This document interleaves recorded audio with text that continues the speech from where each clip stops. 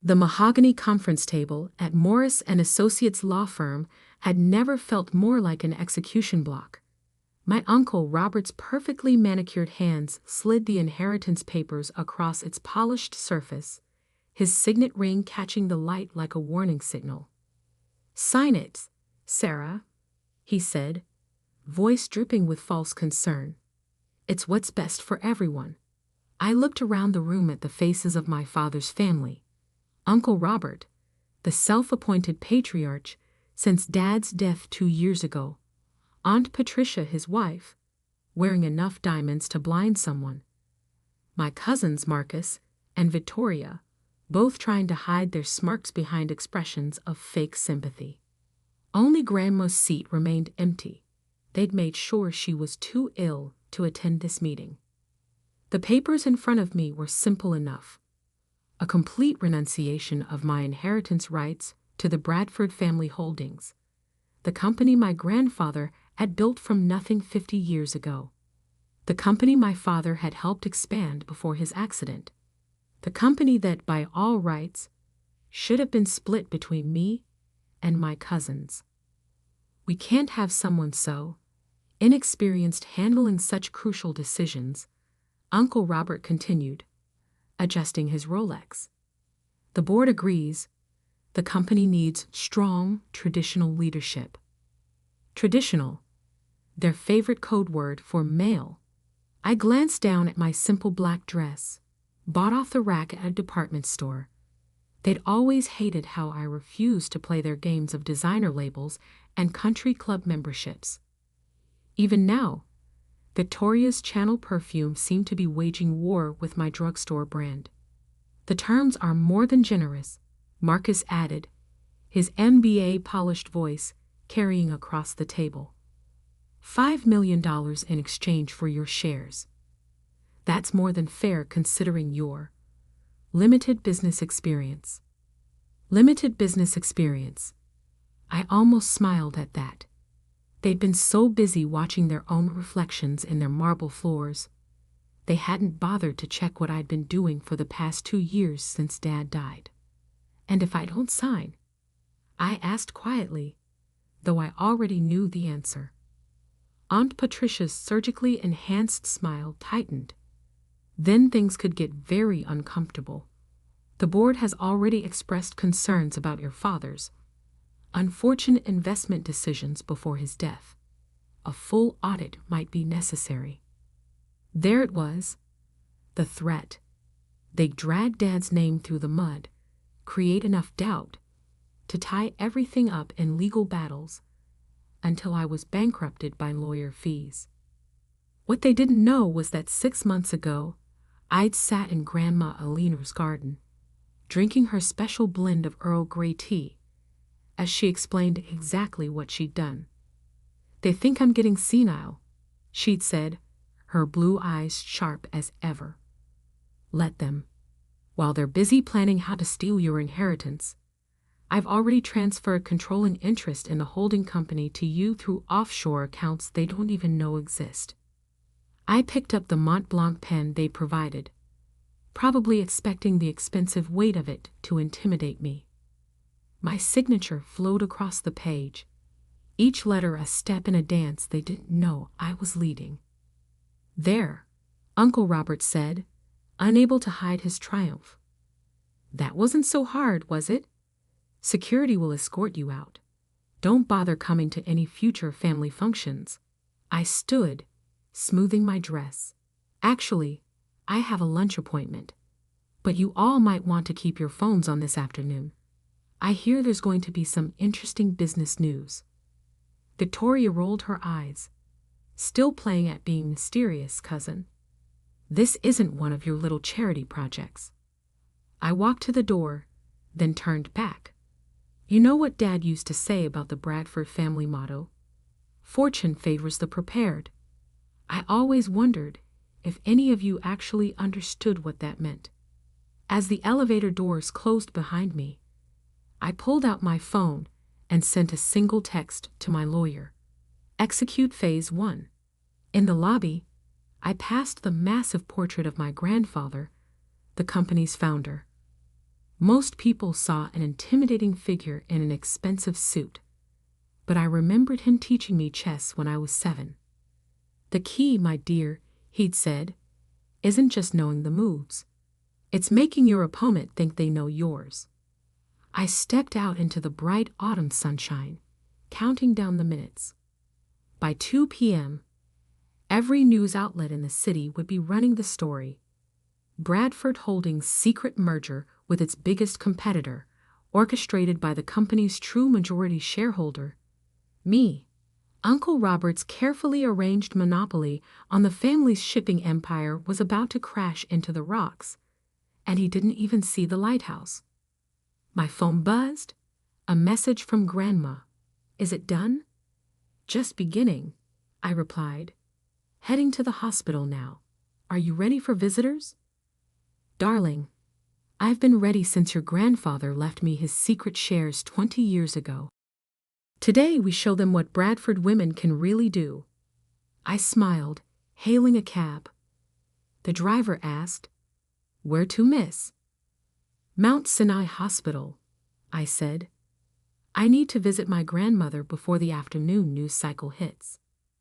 As we pulled away from the curb, I watched Uncle Robert's precious law firm recede in the background. He'd spent so much time building his glass castle, he never noticed who actually owned the ground beneath it. The real inheritance wasn't in those papers I'd signed.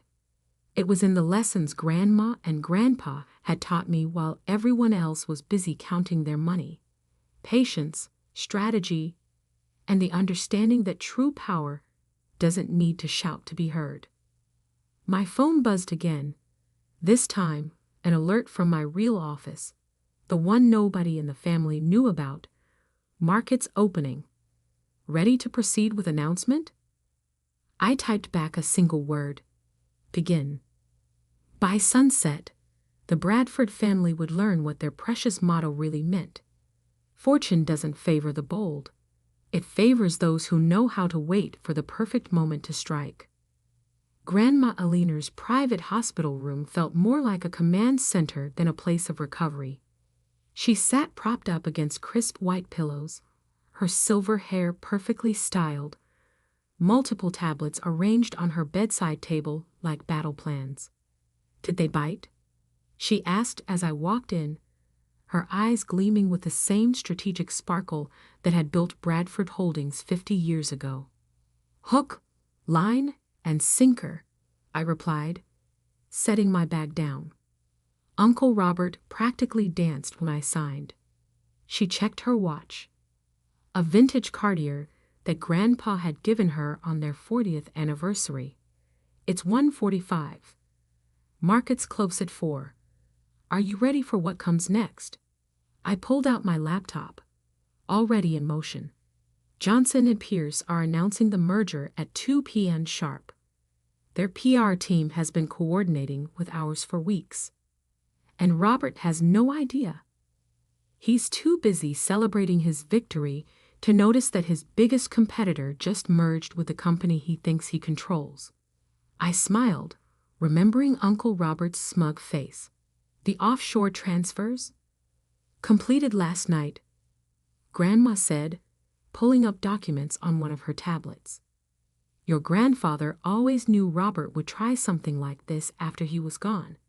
That's why he left me controlling interest in the shadow companies, the same ones that just became majority shareholders in Johnson & Pierce. I logged into my secure email, checking the final confirmations. Everything was proceeding exactly as we planned over the past 2 years. While Uncle Robert and his children had been busy playing corporate royalty, Grandma and I had been quietly consolidating power through a web of holdings so complex it had taken 3 international law firms to structure. My phone buzzed. A panicked text from Victoria. Turn on CNBC now. It's starting. I told Grandma, switching on the hospital room's television. The business news anchor's voice filled the room. Breaking news in the shipping industry as Johnson & Pierce announces a surprise merger with Bradford Holdings through a complex series of offshore acquisitions. The deal, valued at over $4.2 billion, effectively consolidates control of the East Coast shipping corridors. Grandma turned up the volume as the anchor continued. In an unexpected twist, the merger appears to have been orchestrated by Sarah Bradford, granddaughter of founder William Bradford, through a previously unknown holding company. My phone exploded with notifications, calls from Uncle Robert, Aunt Patricia, Marcus, Victoria, board members, family friends, everyone who had sat silently by while they tried to push me out of my inheritance. Should I answer? I asked Grandma. She shook her head, a small smile playing on her lips. Let them sweat. They'll all be here soon enough. Robert never could handle being outplayed. Sure enough, within 20 minutes, the door burst open. Uncle Robert stormed in, face red, his perfect suit slightly disheveled. Behind him, Aunt Patricia and my cousins huddled like a Greek chorus of designer outrage. What have you done? He demanded, waving his phone where the stock ticker showed Bradford Holdings shares soaring on merger news. I looked up calmly from my laptop. I believe the press release explains everything quite clearly. Bradford Holdings is merging with Johnson & Pierce. The combined company will be the largest shipping consortium on the East Coast. This is impossible, Marcus sputtered. You signed away your shares. No, I corrected. I signed away my direct shares in Bradford Holdings, but Grandma's offshore companies, the ones that actually control the voting rights, those weren't mentioned in your carefully worded document. Victoria stepped forward, her designer heels clicking on the hospital floor. You can't do this. The board will never approve. The board already has. Grandma interrupted, her voice cutting through the room like steel. Check your phones. The vote was completed 10 minutes ago. Sarah's holding company now controls 57% of the merged entity. Uncle Robert turned to her, realization dawning. You helped her do this? While pretending to be sick. Pretending? Grandma laughed. Robert, I've been running this company from hospital rooms for 2 years. Your father taught me everything about this business long before you were born. Did you really think I'd let you steal it from his granddaughter? But the company needs strong leadership, Aunt Patricia protested. Traditional values. Traditional values? I stood up. Like loyalty? Honor? Taking care of family? Because from where I stand, you all abandoned those values the moment you thought you could profit from my father's death. I pulled up another document on my laptop and turned it to face them. This is a list of every questionable decision you've made since taking control of the board. Every inflated contract given to your friends, every nepotistic hire, every manipulated audit. Did you really think nobody was watching? Uncle Robert's face went from red to white. You're bluffing. Try me. I met his gaze steadily. Test whether I'm willing to launch a full investigation into the board's activities over the past 2 years. See how the shareholders react to that kind of scrutiny. The room fell silent except for the continuing market updates from the television. Bradford Holdings stock had jumped another 12% on the merger news. What do you want? Uncle Robert finally asked, his voice hollow. I closed my laptop. The same thing I've always wanted. What Dad worked for, what Grandpa built. A company run with integrity, not ego. You all have a choice to make. Work with me to build something better, or cash out now and walk away. Marcus laughed bitterly. You expect us to work for you after this? No, I replied. I expect you to work with me, or find another industry to work in. Your choice. Grandma pressed a button on her bed, calling a nurse. I think that's enough excitement for one day. Sarah, dear, would you mind having security escort them out? I believe they have some decisions to make. As they were led from the room, Uncle Robert turned back one last time. You planned this all along, every step. No, Uncle Robert. You planned this when you decided I wasn't worthy of my inheritance. I just decided to prove you wrong. After they left, Grandma reached for my hand. Your grandfather would be proud. Not just of what you did, but how you did it. I squeezed her hand gently. We're not finished yet. No, she agreed, picking up one of her tablets. Now comes the hard part. Actually running the company we just saved. My phone buzzed again. A message from our PR team. Press conference requested for tomorrow morning. How do you want to handle it? I looked at Grandma, who nodded encouragingly. Tell them the new CEO of Bradford Johnson Shipping will be making a full statement at 9 a.m., I replied. And make sure Uncle Robert's old office is cleared out by then. I have some redecorating to do. Outside the hospital window, the sun was setting over the city skyline. Somewhere in those gleaming towers, my father's family was realizing that they'd just been outmaneuvered by the very person they'd underestimated all along. But this wasn't about revenge. It was about legacy, and proving that sometimes the best way to honor a family's heritage is to fight for it, even against your own blood. The morning of the press conference, I stood in my father's old office, now my office, adjusting my mother's vintage Rolex. Not a flashy piece like Uncle Robert's, but a quiet statement of elegance that told its own story.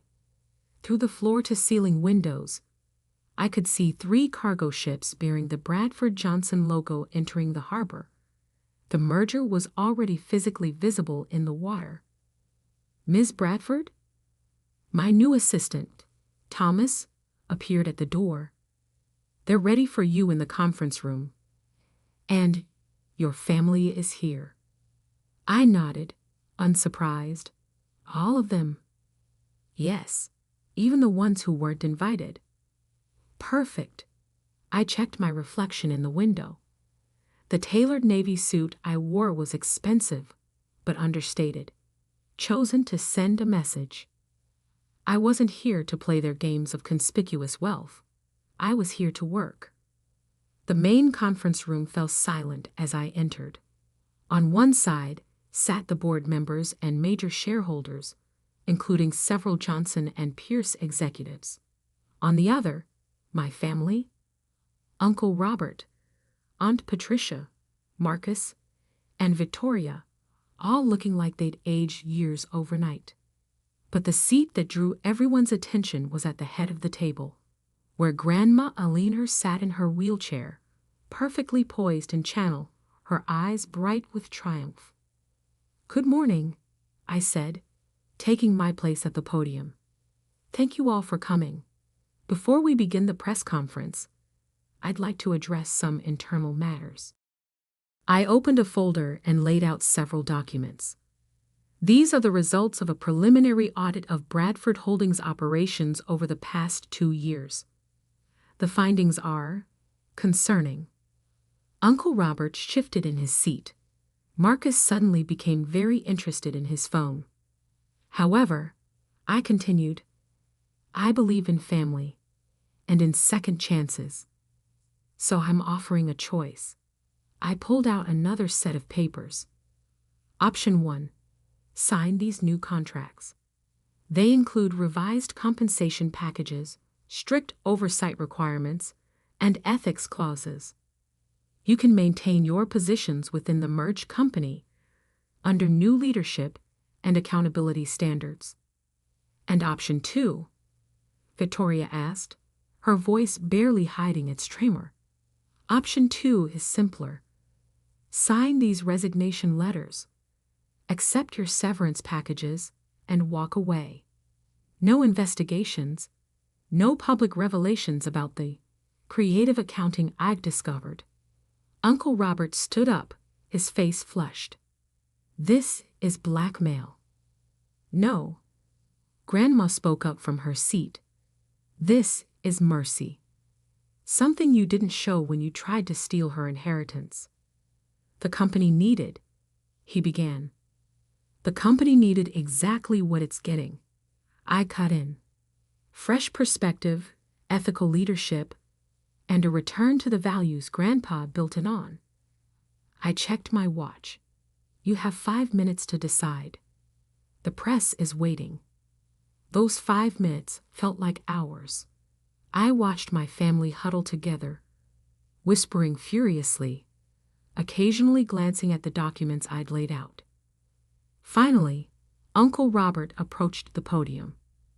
We'll sign the new contracts, he said stiffly. But this isn't over. I smiled. Actually, it is. Because those contracts include non-compete clauses and mandatory cooperation with our ongoing audit. One misstep, one attempt to undermine this transition, and option 2 becomes your only choice. One by one they signed. Even Marcus, who'd spent years telling anyone who'd listen that women couldn't handle complex business decisions, scrawled his name with shaking hands. As they finished, Thomas appeared again. Press is ready, Ms. Bradford. I turned to the board members. Shall we? The press conference went exactly as planned.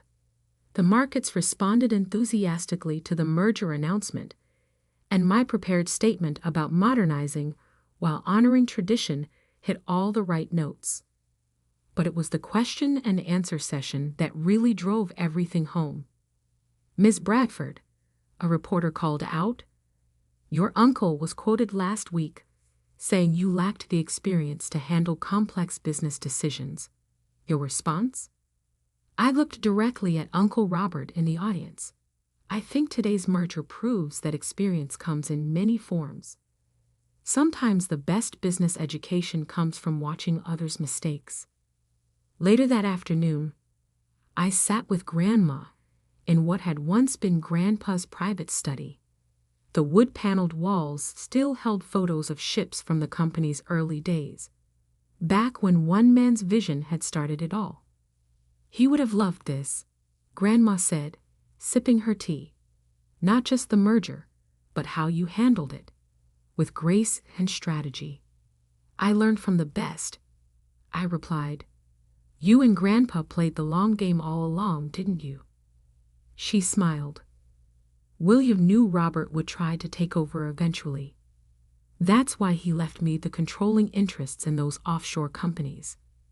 We spent years setting up the framework that you finally used. But why not stop Uncle Robert sooner? Because you needed to prove yourself. Not to us. We always knew what you were capable of. But to yourself. She set down her cup. Besides, watching Robert dig his own grave while thinking he was building a throne was rather entertaining. A knock at the door interrupted us. Thomas entered with a stack of papers. Final merger documents are ready for your signature. And there's someone here to see you. Behind him stood Victoria, looking uncomfortable in last season's Prada. Can we talk? I nodded to Thomas, who closed the door behind him. I've been thinking, Victoria said, playing with her bracelet, about what you said regarding family and second chances. And I was wrong. We all were. The way we treated you after Uncle James died, the things we said. She took a deep breath. I'd like to learn. Really learn, not just play at being an executive. I studied her for a moment. You understand you'll start at the bottom? No special treatment, no shortcuts? Yes. She managed a small smile. I hear the shipping logistics department is a good place to learn the business from the ground up. Monday, 8 a.m., I said. Don't be late. And Victoria? Leave the Prada at home. Cargo ships are messy places. After she left, Grandma chuckled. You're giving her a chance? Like you gave me one. I picked up the final merger documents. Besides, someone once told me that true strength isn't about crushing your opponents. It's about knowing when to help them stand back up. That evening, as the sun set over the harbor, I stood at my office window watching our ships move through the water.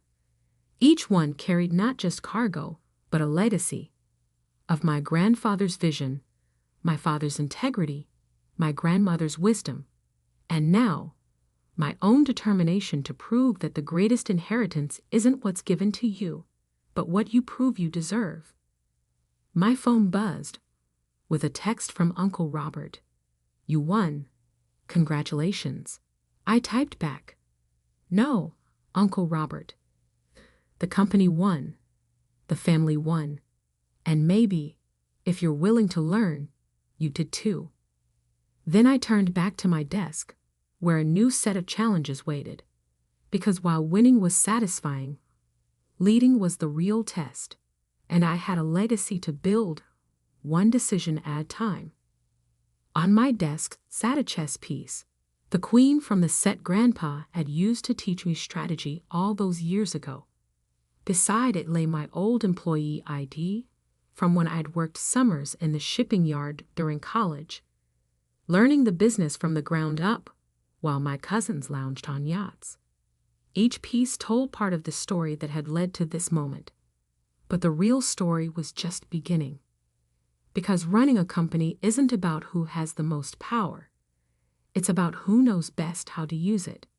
And I had learned from the best.